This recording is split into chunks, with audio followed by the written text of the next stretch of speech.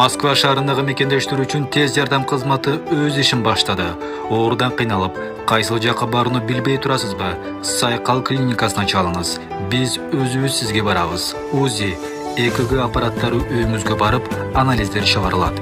Бизде уролог, гинеколог, терапевт, кардиолог, хирург, педиатр, лор врачтар жана сүннөткө отургузуу кызматы дагы бар. Москва шаары жана Москва облусу боюнча чакырган жериңизге тез жетебиз. Ооруп кыйналып жолдо жүрбөй, биз менен байланышыңыз.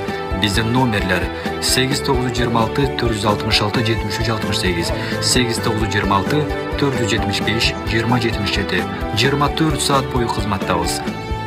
Сайкал клиникасы сиздер үчүн кам көрөт. Ассаламу алейкум, урматтуу мекендештер, силерге Казакстандан ысык салам. Казакстанга келген мекендештер, эсиңерге тутуп алыңыздар. Бул жерде Россиянын Тинькофф, Сбербанк карталары иштебейт экен тилекке каршы.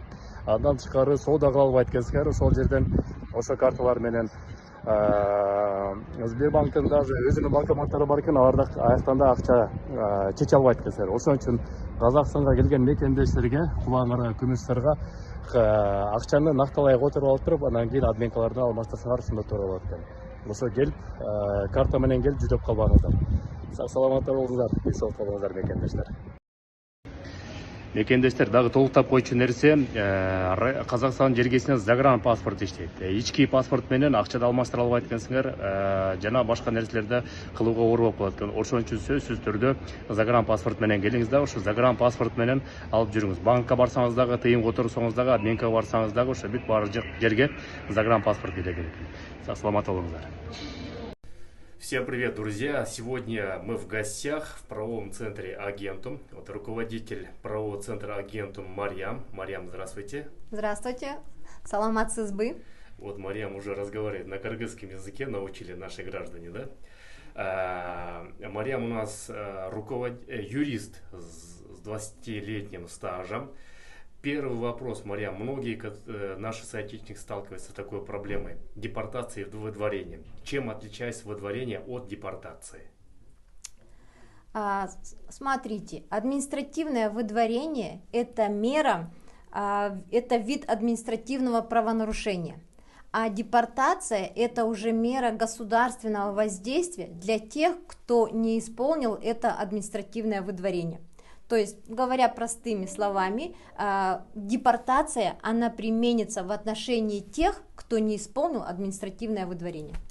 Ясненько. За что могут запретить въезд в Российскую Федерацию иностранного гражданина?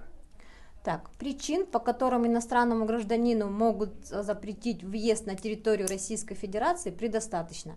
Давайте я назову наиболее распространенные. Это неуплата административных штрафов, в том числе штрафов ГИБДД. Это уклонение от уплаты налоговых платежей. И самое распространенное – это нарушение миграционного законодательства.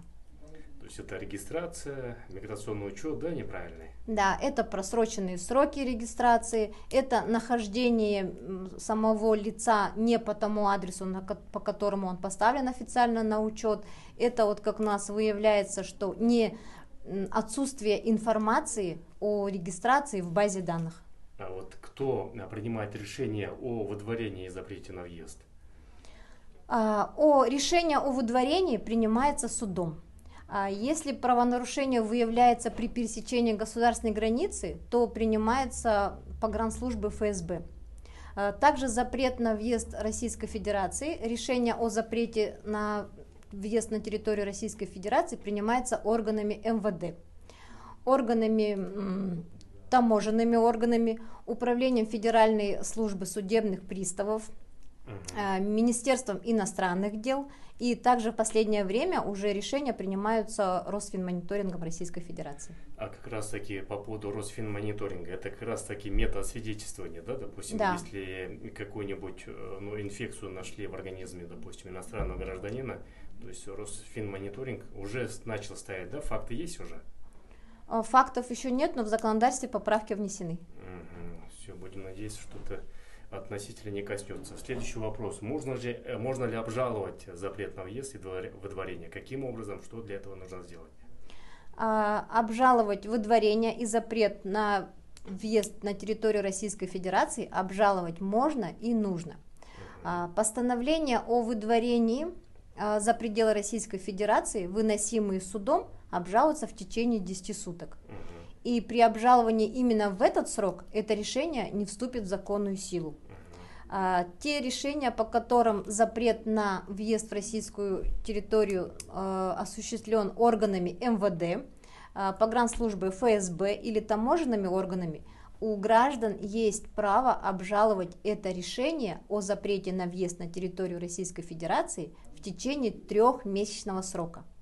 Давайте сейчас я подытожу и повторю, что судебные решения мы обжалуем в течение 10 суток, а те решения, которые вынесены МВД, ФСБ и иными уполномоченными органами, на это у нас есть 3 месяца для обжалования.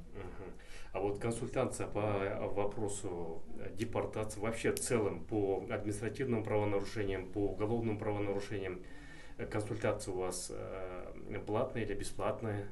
Все консультации, обратившиеся к нам от диаспоры, всех граждан Кыргызстана, мы проконсультируем бесплатно. На звонки мы также ответим бесплатно, ответим на все интересующиеся вопросы. График работы у нас с 10 до 19. По какому номеру вам звонить? Звоните нам по номеру 925 55 55 905. WhatsApp есть на этом номере? Вы можете писать все вопросы нам на WhatsApp, вы получите квалифицированные и профессиональные ответы. Так, Мариам, большое спасибо за емкие ответы. Я надеюсь, что данная информация поможет для наших граждан. Я сейчас дополнительно еще ваш адрес и телефон впишу. Успехов, пожелайте успехов нашим Взаимно. юристам. Да. Всем спасибо. До свидания. Всем пока. До свидания.